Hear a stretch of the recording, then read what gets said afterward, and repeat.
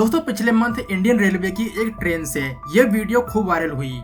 अगर आप इसको जनरल कोच का व्यू समझोगे तो ये नॉर्मल लगेगा, लेकिन ये स्लीपर क्लास है जिसमें महीनों पहले सीट को बुक करना पड़ता है ट्रेवलिंग के लिए। और ये कोई एक एग्जाम्पल नहीं है, ऐसे आपको हजारों एग्जाम्पल मिल जाएंगे। बस फर्क इतना है कि हर वीडियो और फोटोज वायरल नहीं होती। जब ये वीडियो खूब वायरल होने लगी, लोग इस पे बात करने लगे सोशल मीडिया पे, तो इंडियन रेलवे ने एक वीडियो के रिस्पॉन्स में एक वीडियो ट्वीट की, जहाँ पे इन्होंने लिखा, प्लीज इंडियन रेलवे की इमेज खराब न करे, कोई मिसलीडिंग वीडियो को शेयर न करे। तो यहाँ मिसलीडिंग वीडियो कौन शेयर कर रहा है, क्या सच्चाई है इन दोनों वीडियोस की? एक तरफ हम bullet train, Vande Bharat train और आरटीएस जैसे सेमी हाई स्पीड ट्रेन जैसे प्रोजेक्ट को बिल्ड कर रहे हैं, जिसका जोरों शोरों से प्रचार किया जा रहा है, और दूसरी तरफ इस तरह की इमेज सोशल मीडिया के द्वारा हमारे सामने आती है, जो इंडियन रेलवे की हकीकत बताने का काम करती है। तो आज मैं आपको इंडियन रेलवे की सच्चाई बताने वाला हूँ, जिससे आप ये तय कर पाएंगे कि इंडियन रेलवे की सबसे बड़ी प्रॉब्लम क्या है और इस प्रॉब्लम से निपटने के लिए इंडियन रेलवे, इंडियन गवर्नमेंट क्या क्या कर रही है।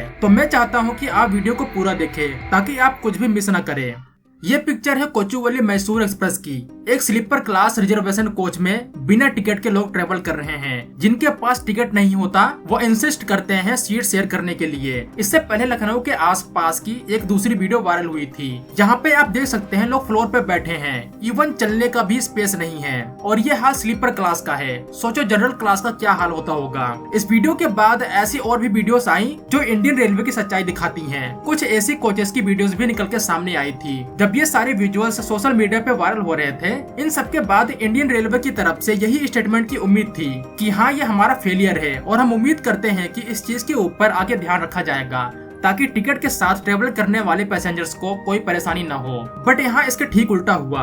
अपनी नाकामी को मानने के बजाय इंडियन रेलवे एक ऐसी कोच का वीडियो पोस्ट करती है, साथ में ये लिखा जाता है कि प्लीज मिसलीडिंग वीडियो को शेयर न करे, इससे इंडियन रेलवे की इमेज खराब होती है। अब सारे विजुअल्स मैंने आपको दिखाए हैं, आप खुद तय कर सकते हैं कि क्या ये वीडियोस, फोटोज मिसलीडिंग है या नहीं। इवन इस चीज की वजह से सिक्योरिटी थ्रेट भी क्रिएट होता है। कई केस तो ऐसे निकल के आए हैं कि टीटी जो टिकट की चेकिंग करते हैं, उनको ट्रेन से धक्का दे दिया गया उन पैसेंजर्स के द्वारा जो बिना टिकट के ट्रेवलिंग कर रहे थे। वेल, ये जो प्रॉब्लम है वो कोई आज की नहीं है, न ही किसी एक ट्रेन की, न ही किसी एक कोच की है। ये प्रॉब्लम हमारे सामने पहले से ही थी। बट हमेशा से सवाल ये नहीं था कि ये प्रॉब्लम कैसे बनी, बल्कि ये सवाल था कि इस प्रॉब्लम का सोल्यूशन क्या होगा। इसको समझने के लिए हमें पहले इंडियन रेलवे के बेसिक स्ट्रक्चर को समझना होगा। 1853 में बनी मुंबई से थाने की ये लाइन, ये इंडिया के पहले रेलवे लाइन थी जिसको ब्रिटिश एम्पायर ने बिल्ड किया था इंडिया में। जाहिर सी बात है, ब्रिटिश इंडियंस के लिए तो रेलवे बिल्ड नहीं कर रहे थे। आज 171 ईयर से ज्यादा का टाइम हो चुका है। इंडियन रेलवे की लेंथ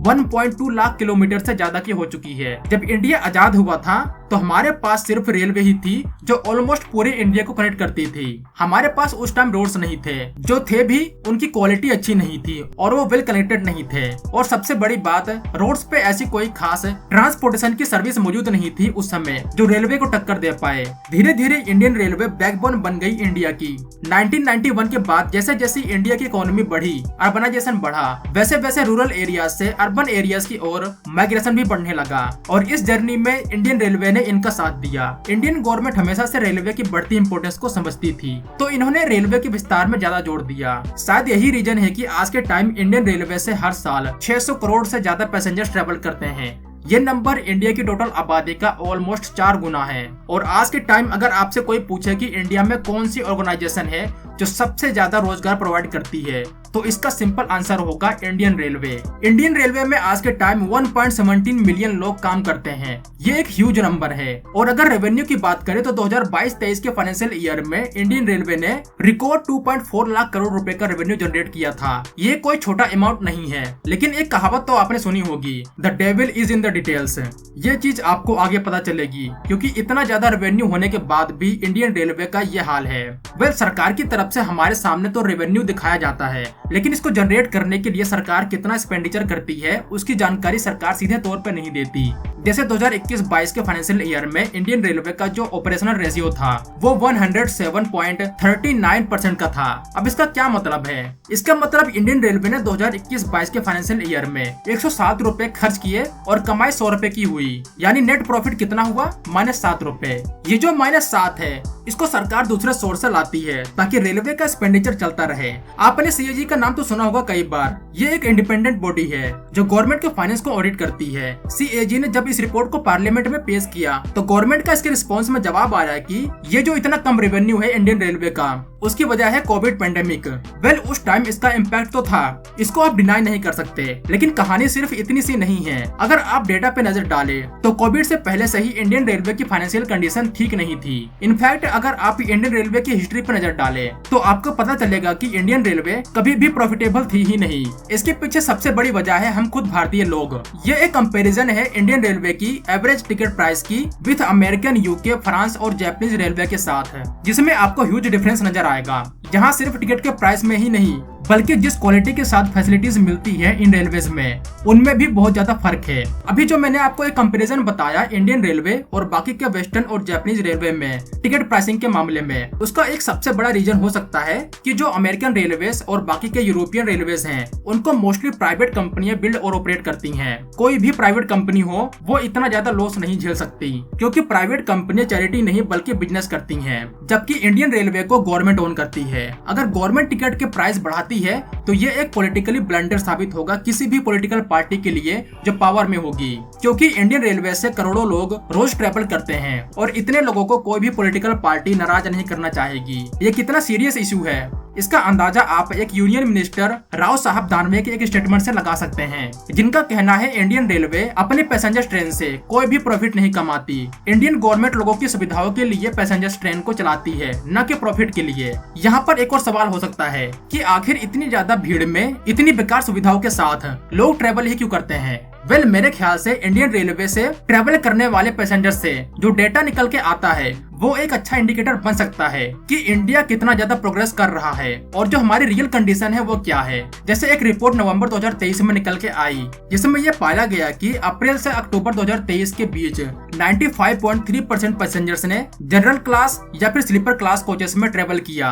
अगर नंबर में देखें तो ये आंकड़ा 390.2 करोड़ पैसेंजर्स का बनता है, यानी सिर्फ 5% से भी कम लोग एसी कोचेस को प्रेफरेंस देते हैं ट्रेवलिंग के लिए। इस कंडीशन में भी लोग स्लीपर क्लास या फिर जनरल क्लास में ट्रेवल करते हैं। इसका मतलब यही बनता है कि लोगों की जो इनकम है वो उतनी नहीं है कि ज्यादा पैसे देकर एसी कोचेस में ट्रेवल करें। तो अगर हम टिकट के प्राइस बढ़ा देते हैं तो ये कंडीशन और ज्यादा खराब हो सकती है, क्योंकि आप में से बहुत से लोगों को शायद यकीन नहीं होगा, लेकिन इंडिया में अगर आप हर मंथ 25,000 रुपए या फिर उससे ज्यादा कमाते हैं तो आप इंडिया के टॉप 10% में आ जाते हैं। ये आज की रियलिटी है इंडिया की। जो स्लीपर क्लास या फिर जनरल क्लास में ट्रेवल करते हैं वो मोस्टली इंडिया के 90% लोगों में से आते हैं। उनमें से भी बहुत से लोग पैसा बचाने के चक्कर में इस तरह से ट्रेवल करते हैं। अब Indian government Vande Bharat bullet train जैसे प्रोजेक्ट को हाईलाइट करके अपनी और रेलवे की इमेज तो चमका रही है, लेकिन जो ग्राउंड रियलिटी है इंडियन रेलवे की, जो नॉर्मल और बेसिक पैसेंजर ट्रेन है जहाँ पे 95% से ज्यादा के लोग ट्रेवल करते हैं, उसकी कंडीशन आज भी बहुत खराब है।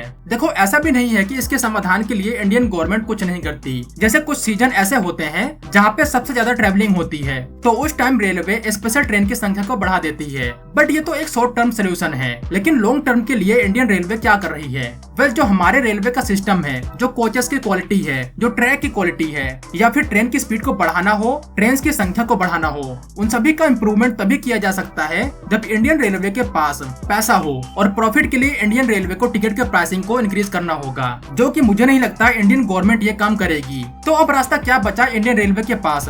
वेल, एक रास्ता है और वो है फ्रेट ट्रेन्स। मैंने आपको इंडियन रेलवे की टोटल रेवेन्यू दिखाई जो 2.4 लाख करोड़ रुपए पहुंच गई थी 2022-23 के फाइनेंशियल ईयर में। ये अब तक का सबसे ज्यादा रेवेन्यू है इंडियन रेलवे का विथ 25% ग्रोथ पिछले फाइनेंशियल ईयर के मुकाबले। लेकिन जो 2.4 लाख करोड़ रुपए का रेवेन्यू है उसमें से जो पैसेंजर ट्रेन का रेवेन्यू है वो सिर्फ 63,300 करोड़ का है, और ये नंबर आया है 61% की ग्रोथ के साथ। तो सोचो इससे पहले ये नंबर कितना कम था, जबकि जो फ्रेट ट्रेन का रेवेन्यू है वो 1.62 लाख करोड़ को टच कर गया है with 15% growth. Indian railway profit passenger train से नहीं बल्कि फ्रेट ट्रेन से कमाती है। जो लॉस होता है पैसेंजर ट्रेन से उसको रिकवर किया जाता है फ्रेट ट्रेन से। इसीलिए जो ऑपरेशन रेशियो रहा 2022-23 के फाइनेंशियल ईयर में वो 98.14% का रहा। यानी इंडियन रेलवे ने 98 रुपए खर्च करके 100 रुपए कमाए। और फ्यूचर में फ्रेट ट्रेन की ग्रोथ और ज्यादा बढ़ने वाली है, क्योंकि अभी Indian railway dedicated freight corridor project के ऊपर काम कर रही है। ईस्टर्न डेडिकेटेड फ्रेट कॉरिडोर और वेस्टर्न डेडिकेटेड फ्रेट कॉरिडोर, ये दोनों कॉरिडोर अभी के टाइम अंडर कंस्ट्रक्शन है। इनफैक्ट इनके कुछ सेक्शन को ऑपरेशनल भी कर दिया गया है। इसके अलावा और भी कई डेडिकेटेड फ्रेट कॉरिडोर के प्रोजेक्ट हैं जिनको बिल्ड किया जाना है। जब इंडियन रेलवे सभी फ्रेट कॉरिडोर को डेवलप कर लेगी तो इसके पास जो रेवेन्यू है फ्रेट ट्रेन का वो कई बिलियन डॉलर को टच कर सकता है। और जो प्रॉफिट बढ़ेगा फ्रेट ट्रेन से उसका यूज पैसेंजर ट्रेन को और ज्यादा बेहतर बनाने के लिए किया जा सकता है। क्योंकि bullet train, Vande Bharat train और आरटीएस को बिल्ड करना अच्छी बात है, लेकिन जो डिफरेंस है क्वालिटी और स्पीड में उसमें गैप नहीं होना चाहिए ज्यादा। नहीं तो जिस तरह से इंडिया में इनकम इनक्वालिटी बढ़ती जा रही है उसका एक रिफ्लेक्शन हमें इंडियन ट्रेन में भी देखने को मिल सकता है, जो कि मेरे ख्याल से ऐसा नहीं होना चाहिए। तो इस वीडियो में बस इतना ही था। अगर आपको वीडियो इन्फॉर्मेटिव लगी हो तो वीडियो को लाइक करना और शेयर करना। तो मिलते हैं एक नई वीडियो के साथ, तब तक के लिए जय हिंद दोस्तों।